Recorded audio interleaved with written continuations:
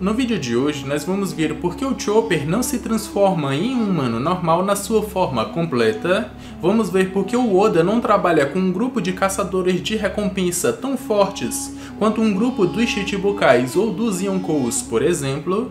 Vamos ver qual é a Akuma no Mi mais forte do mundo de One Piece e por que os Mugiwaras, entre aspas, mais fracos não aprendem Haki do armamento e Haki da observação. Nós vamos ver tudo isso nesse vídeo aqui. Se você ficou curioso, segue comigo e acompanhe esse vídeo até o final.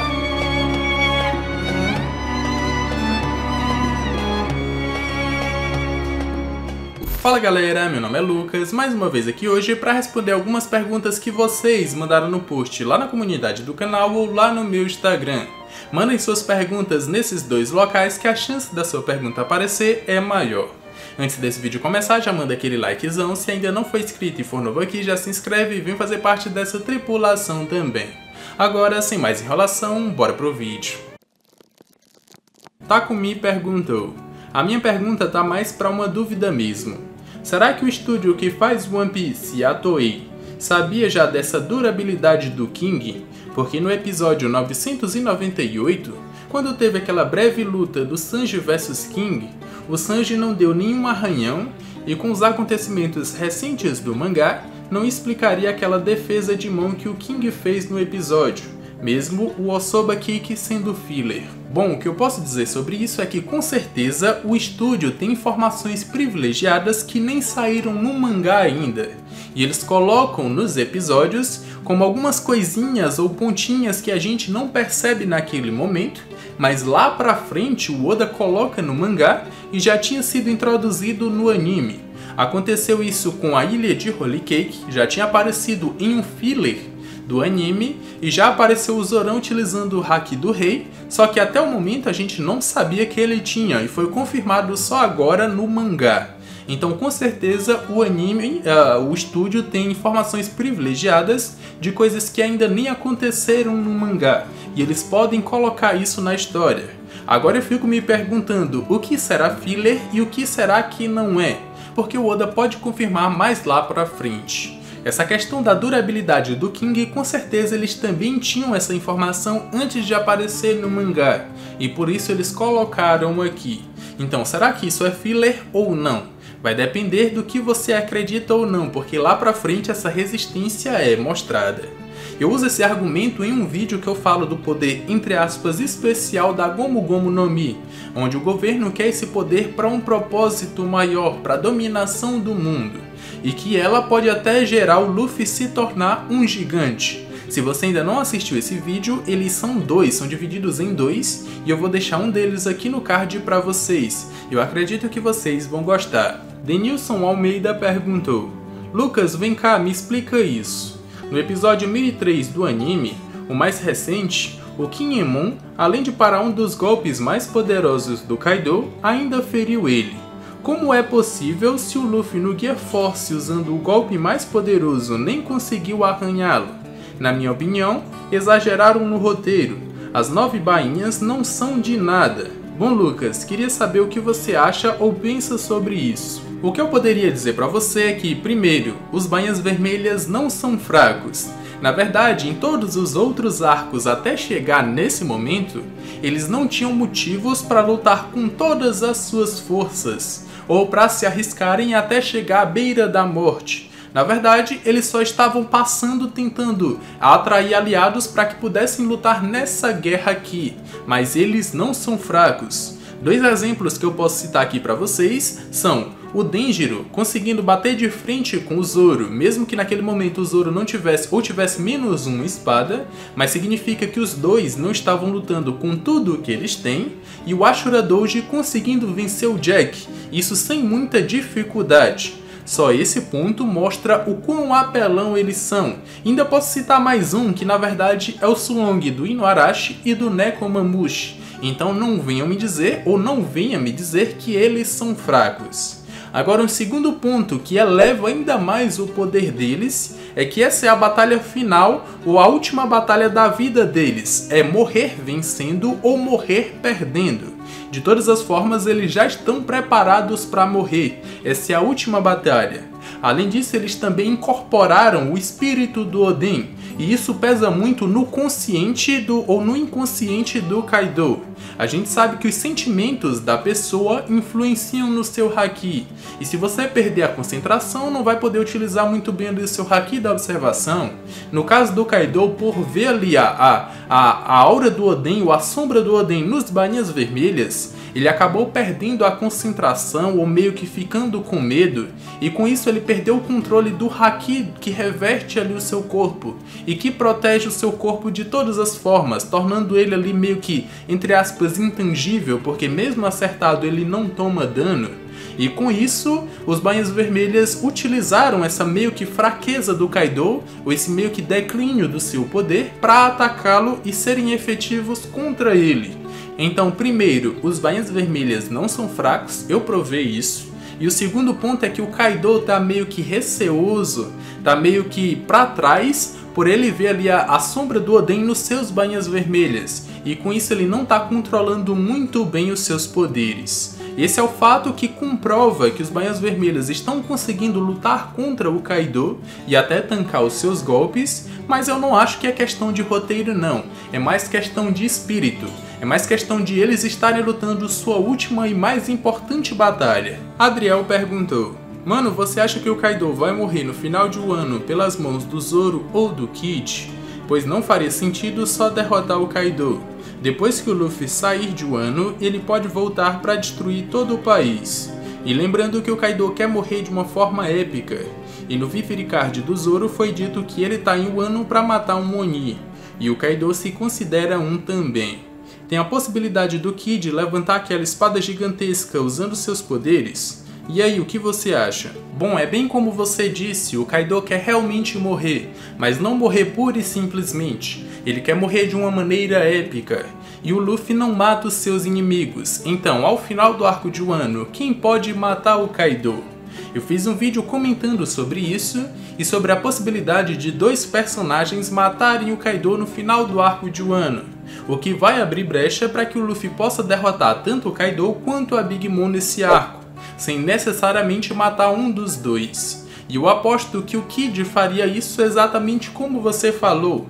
Ele utilizaria aquela espada gigantesca que está ali fora de Onigashima e com seus poderes ele jogaria ela no Kaido para matá-lo. Só que de forma normal, aparentemente essa espada não atravessaria o corpo do Kaido. Então pode ser que ele tenha a ajuda do Law e o seu Kirun para isso.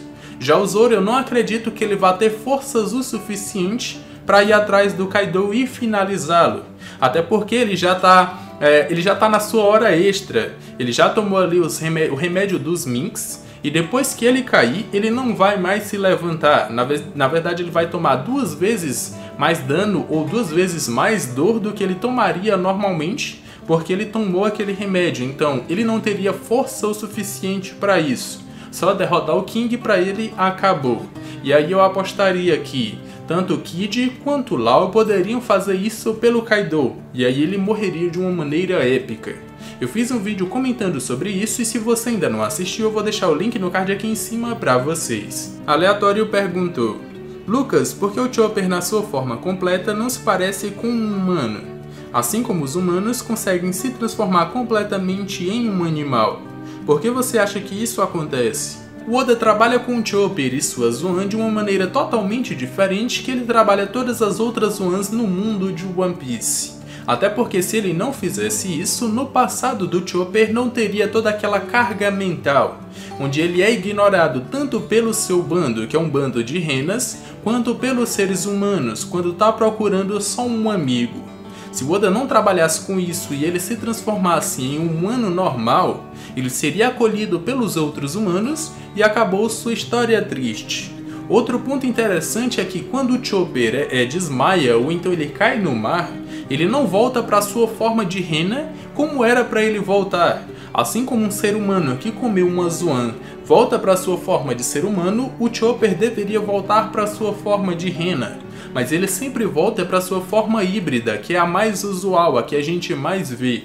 Então o Oda tem essa particularidade com o Chopper, e quando ele se transforma na sua forma completa, que era para ser um humano normal, ele se transforma nessa forma cheio de pelos, e parece ali um monstro, um pé grande ou alguma coisa do tipo.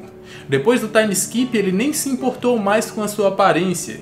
Ele falou que até poderia se tornar um monstro que não se importaria se isso fosse suficiente para o Luffy se tornar o rei dos piratas. Então tem essa particularidade aí que a gente nem pode responder de maneira racional, até porque o Oda trabalha com o Chopper dessa maneira. Carlos Souza perguntou: mano, você acha que a mancada do Oda nunca ter feito algum personagem muito forte para tentar ser um caçador de recompensa? Forte o bastante para bater de frente com o Yonkou, já que eles são só os que têm a maior recompensa ou a mais absurda de todo o mundo de One Piece? Mesmo que esses caçadores de recompensa não vencessem um dos Yonkous, eu acho que seria muito foda ter alguém para fazer isso, já que não faz sentido nenhum eles terem recompensas, mas não tem ninguém indo atrás deles. Eu sei que é porque eles são muito fortes, mas ainda assim seria muito foda se o Oda fizesse isso, não acha? O que eu penso é que o Oda pode ter tido sim ideias para personagens muito fortes sendo caçadores de recompensas no mundo de One Piece.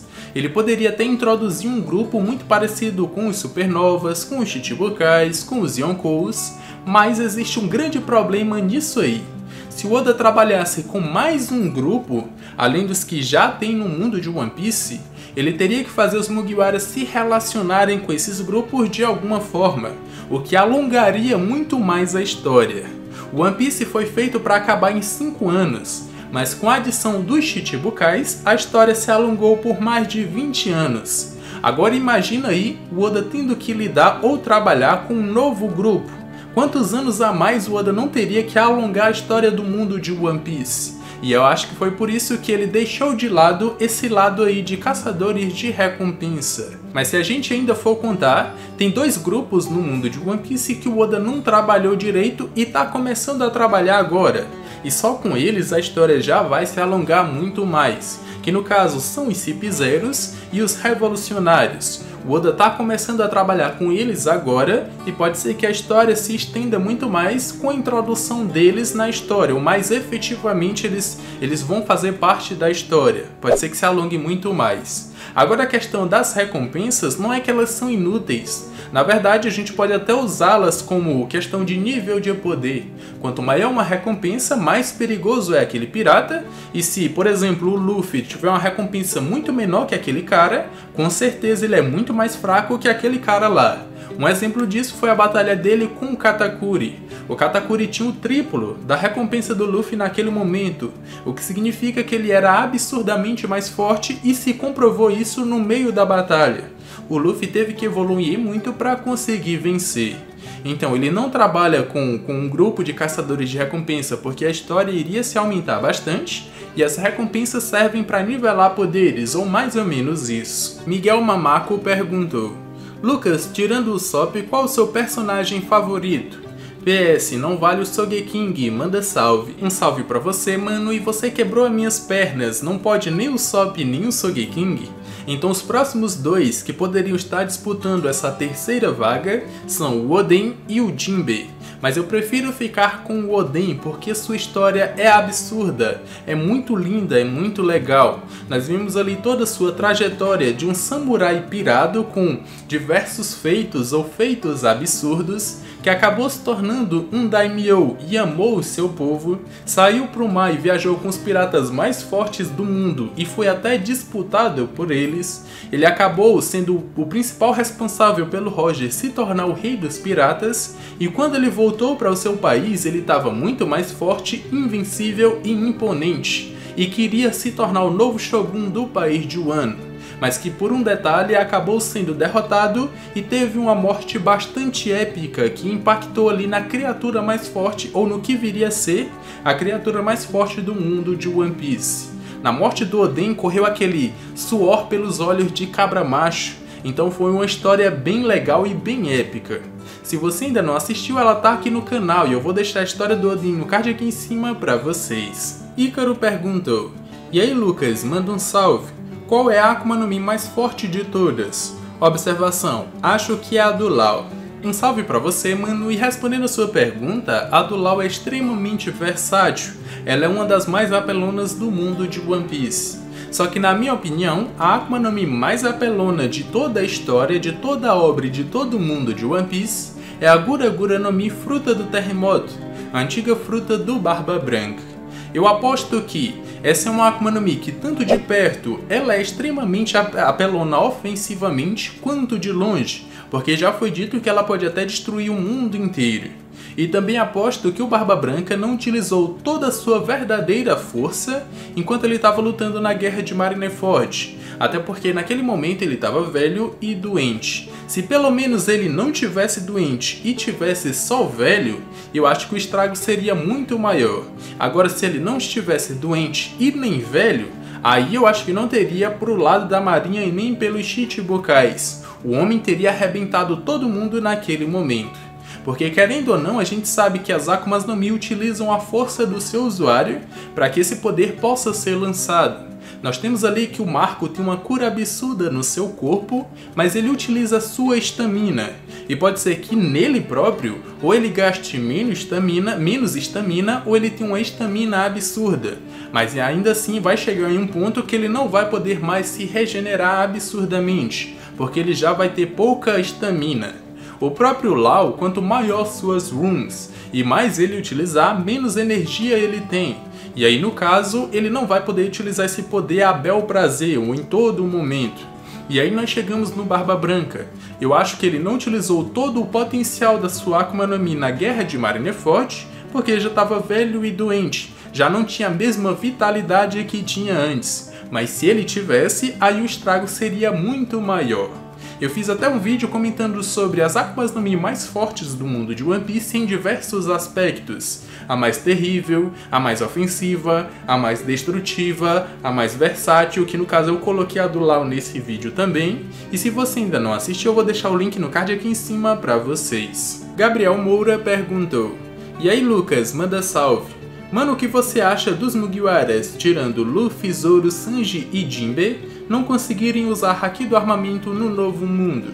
Sendo que até um gordinha da Big Mom consegue. O Luffy treinou 2 anos para conseguir usar o Haki à vontade. O Usopp sabe o da observação, mas não utiliza muito em batalhas. Acho que eles precisam de treino. Imagina um Chopper, Frank, Robin, Brook de armamento. Como eles seriam muito mais fortes. Tamo junto. Um salve pra você, mano, e respondendo a sua pergunta, não compara com a Big Mom. Você falou uma gordinha da Big Mom. Eu entendi que poderia ser algum membro da Big Mom que é gordinha e também sabe o Haki do armamento. Mas a Big Mom, mesmo sendo uma velha gordinha, ela é uma Yonkou.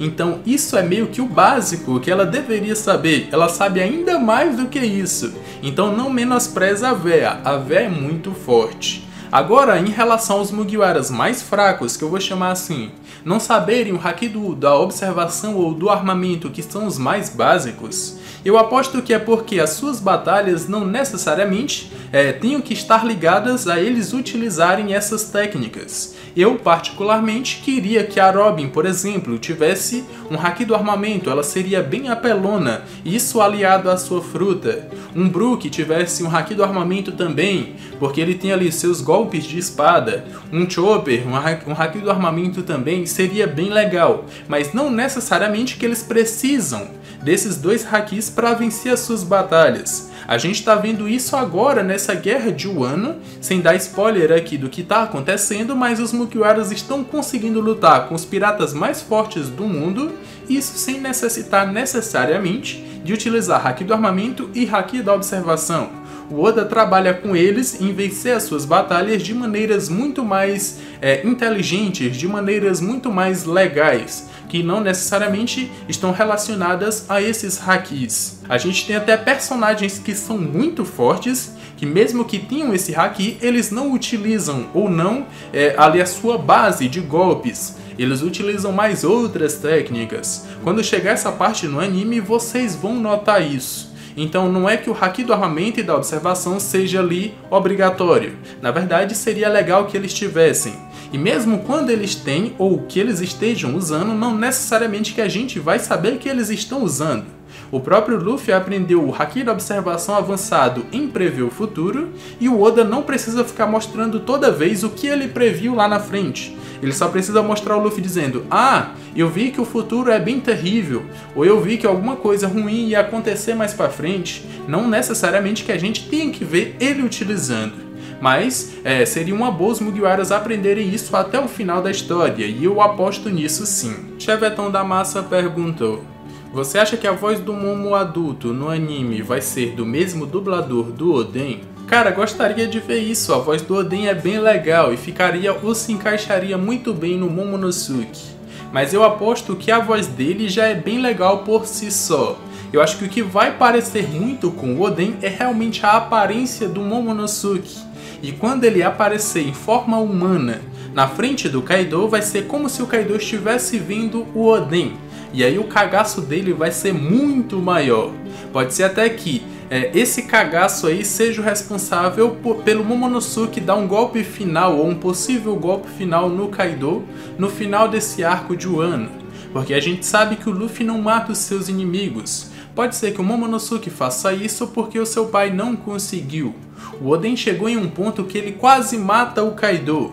Se não fosse a Higurashi se transformar no Momonosuke, ele não teria perdido a sua concentração e não teria sido atingido.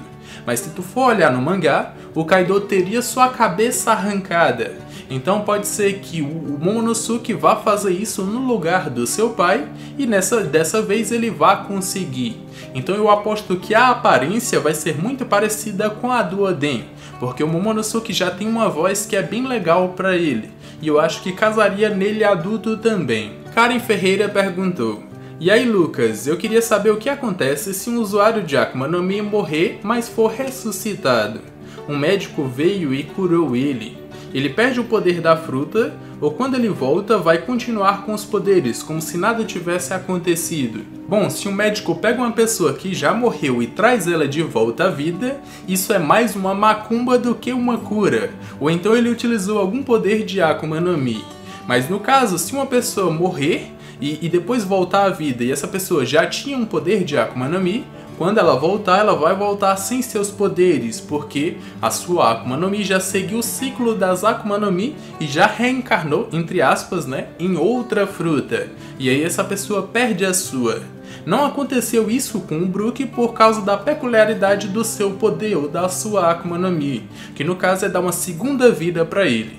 Depois que ele morreu, ele voltou à vida porque a sua Akuma no Mi dá uma segunda vida para ele.